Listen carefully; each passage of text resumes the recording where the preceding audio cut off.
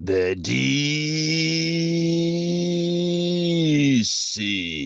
DC Presidenti wantu osauka woyamba kuno ku Malawi amene sindimatopa konse amene ndimangoyima pa chilungamo ndipo ndizapitirira kulankhula chilungamo zili ndiwe uchitenge chilungamocho kapena usachitenge komene ndimakhulupirira kunena kuti mamene munthu akukulangiza ndiye kuti amakukonda. Munthu amene samakukonda sangapeze nthawi yokulangiza. Lero ndilankhula nkhani ya straight kwambiri ndilowa mu chipani cha DPP chimene anthu anachikhulupirira, chimene anthu anachikonda, chimene anthu anayembekezera kunena kuti chikalowa mboma chikapanga zimene anthu akufuna, chikachosa mavuto onse amene akukumana ndi Amalawi, mafuta amene avutiramo anthu amaona ngati atazachose zimenezi ndi a DPP. Nkhani ya chimanga, nkhani ya fetereza, anthu ambiri anayika chikhulupiriro pa chipani cha DPP. Koma lero ndikufuna ndikuwuzeni inu a DPP kunena kuti ngati simusamala ndi mmene mukuchitira zinthu 2030 muyiwale, chifukwa ambiri a inu mwalowa mbomamu ndi mawu onena kuti ino ndi nthawi yathu tikatafune tikalemere. Izi ndi zimene zinapangisa anzanu a MCP kuti atuluke mboma. Executive arrogance, osaganizira anthu amene anasiya pa mpando, osaganizira anthu amene anaenda nawo. Vuto la anthu andale ndi limeneli, mmaenda ndi timu ina mukapita mboma muja ndikuwayiwalira anthu amene anakuisiyani pa mpando, amene mmapanga nawo kampeni. Ili ndi vuto lalikulu kwambiri. Andi panopa tikunena pano ma ministers ambiri anthu akukudandaulani vuto losayankha mafoni. Izitu ndi zina mwa izo zimene anthu akudandaula amene anagwira ntchito yakalavulagaga. Ena ananyozedwa, ena anamangidwa, ena anamenyedwa. Koma chodabwisa nchonena kuti pali anthu ena mu DPP imo mukumadya limodzi, kumachita daini limodzi ndi adani, ndikuwasiya anthu anu. Munthu wanzeru samaphika nsima ndikuwayitana ana a nyumba iyo ndikusiya anake. Ino ni nthawi yonena kuti ku DPP ko muganizire kunena kuti kodi anthu amene anathamanga pa ground ndi ndani, kaya ndi ophunzira kaya ndi osaphunzira. Chimene mukuyenera muziwe ndi kunena kuti this is a political government. Mukamayang'ana zanu zija akunena ngati agangata zija zimene muzitenge serious letu, muzitenge serious ye kunena kuti ife tikufuna tigwire ntchito ni ma professional, tikufuna tigwire ntchito ni ma technocracy. Mwaona kunena kuti ma professional inde ndi ofunika m'mafield ena, koma m'mafield pali maudindo ena amene sakufuna ma professional, sakufuna ma technocracy, akufuna anthu aphwanyaphwanya. Andi nkumazifunsa kunena kuti kodi nthawi imene yoyo ma professional anali kuti, chifukwa munati muwafunse muwamvesere amanena kuti ife sitimapanga za ndale iya, sitipanga za ndale, kuti sopano mmene akupasani udindo ubanyi simukana popeza inu simmapanga za ndale. Mukuyenera musamale kwambiri inu a DPP. Andi pali akulu ena malamo kuti achite implement zimene Mutharika uja akufuna, zimene akunena zija kunena kuti tichite build a new Malawi. Ena ali busy kuganizira za 2030 kuipanga kampeni yawo. Ayiyamba kale kuchita recruit anthu awo, ayamba kale kutenga ndalama. Ena no mwamba kupasidwa magali moto, mipanda mwanu muli magali moto ma Lexus, mukuyiwalira anthu anu. Mwayiwalira kunena kuti capital yanu ndi anthu amene ali osaphunzirawo. Andi ndamva chisoni kwambiri kunena kuti even olo ma VDC ma ADC ati kwatuluka chikata chonena kuti akuthesedwa, ndipo amene akufuna kulowa akhale kuti ali ndi MSCE kapena JC. Ndikumafunsa kuti kodi nthawi ija mukapanga kampeni ija simmanena bwanji kunena kuti mukufuna okhaokha a JC kapena MSC akhale ma supporters yanu. Ndi pamene tu anthu mmachitayira vuto sindimadziwa kuti chimachitika ndi chani. Ambiri zipani zambiri asogoleri amati akalowa mboma amayiwalira kumene achokera, zokuti kunja kuno anthu akuvutika. Ayi ndithu alibe nazo ntchito, mafoni ndi awa tikunena kuti munasiya kale kuyankha. Nthawi zina anthu akamakuyimbira ni mafoni sikumakhala kupempha kokha, kumakhala kuti akuziwiseni zimene zili pa ground. Ndithu chekecheketwa ngati simusamala a DPP zija kunena gangata zija zimene zija muziona ndithu muziona anthu akuukirani. Kodi tu Malawi pakali panopa Malawi anasukusula, Malawi sana mizidwa kawiri, andi inuyo a DPP munayenera muzigwada pasi ndikumapemphera ndikumamuthokoza Mulungu kuti kodi ife tinatulusidwa mboma koma leronso talowamo. Ndiye chinatipangisa ndi chani? Anthu anaona zintchito zanu za nthawi imeneyo. Vuto la anthu timafuna tizidyeratu kudya uje ni nkhunda ndi maunda omwe. Kodi ngati munga adye maunda ndi amache omwe nanga uje ni siku lina unda muzalidyanso? Timafuna kudyeratu kuyiwalira kunena kuti kukubwera 2030 malo kuti mupange zitukuko zabwino mwapase Amalawi zimene akufuna. Nkhani ya fuel iyi crisis imene muithese koma lero ayi muli bize kugulisa $, kumagulisa $. Kodi ngati mukugulisa $, ndiye kuti mafuta awachita stabilize? Mutalika uja mukamuona Tony aje ali bize amene cha kuti akonze ziko lino, koma ma ministers ena muli bize kuchita siphon ndalama. Pano pa mezi iwiri yatha iwoyo. Siku lero ndi lachiwiri chitere ni mwezi wa chiwiri kukhala pa mpando. Ena numwalemera kopya kumagulisa ma contract. Kuje ni komanso ma payment awonse amene akuchitika ndikumatenga ko 10%. Izizi mumpwetekesa wankulu ja mumpasa pressure. And it is very, very unfortunate. Kunena kuti inu akulu amu DPP malo kuti mugwirire ntchito limozi muchite implement zimene akufuna bwana wanu koma muli bize kumachita strategize za 2030.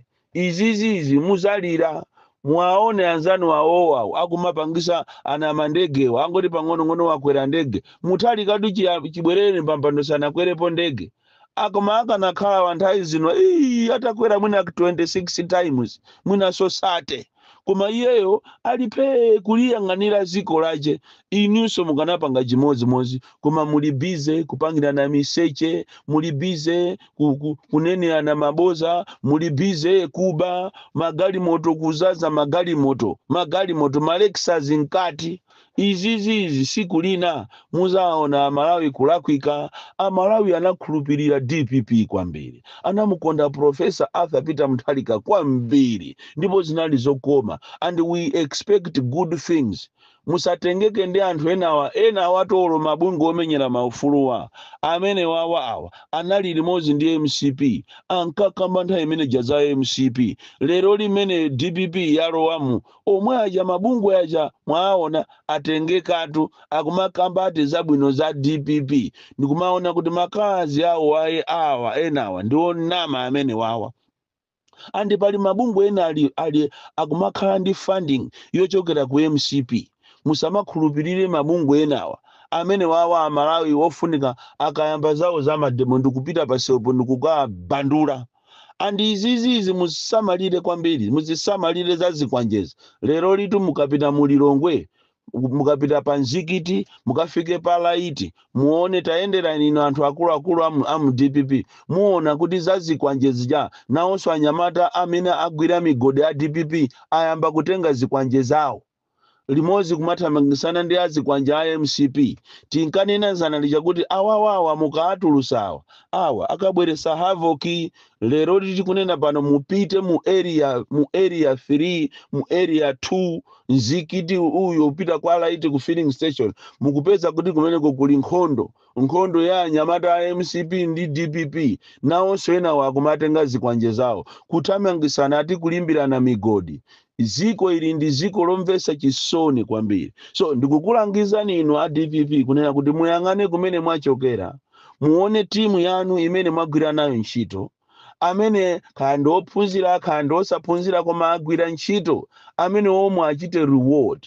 zimene akunena gangata zija siku lina muzazikumbukira, mukoza kumamutenga ngati amoja ndi wamisala kapena ndi wozunguza kapena uminisa wacho jani ni mphamvu zambiri koma kunena zona. Vuto la anthu andale samafuna kuuzidwa chilungamo. Ukamauza chilungamo amadana nawe, ukamauza chilungamo amaona ngati iyayi ukuwaderera. Koma ndikufuna ndikuuze nikuti mwathamanga kwambiri, akuluakulu ena ma individuals mwathamanga kwambiri, muli ni ma billions ochuluka within 2 months. Izizi zipwetekesa chipani chanu, mwaloweramo kuti nthawi yathu ino ndiyo kuti titafune, nthawi ino tidye, zimene president sakuzifuna. President wana akufuna kuti anthu mugwire ntchito, amalawi yamve kukoma, muchite deliver, mwapase izofuna zawo. Kodi ukuku nkhani ya fertilizer ya 10,000 ukuyenda bwanji? Chifukwa imene iso mukapusa imene ndi imene iti kupwetekeni. Nkhani ya fertilizer